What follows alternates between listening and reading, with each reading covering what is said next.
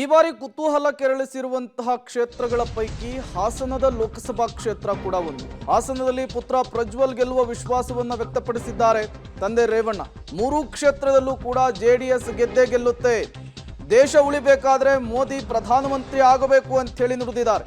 ಲಕ್ಷ್ಮೀ ನರಸಿಂಹ ಇರುವವರೆಗೂ ಕೂಡ ನಮಗೆ ಯಾವುದೇ ರೀತಿಯ ತೊಂದರೆ ಆಗಲ್ಲ ಅಂತ ಹೇಳಿ ರೇವಣ್ಣ ಅವರು ಹೇಳಿಕೆಯನ್ನು ಕೊಟ್ಟಿರುವಂತದ್ದು.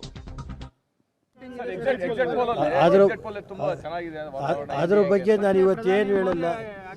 ಈಗ ಈ ದೇಶ ಏನಾದ್ರು ಇವತ್ತು ಉಳಿಬೇಕಾದ್ರೆ ಮೋದಿಯವರು ಪ್ರಧಾನಮಂತ್ರಿ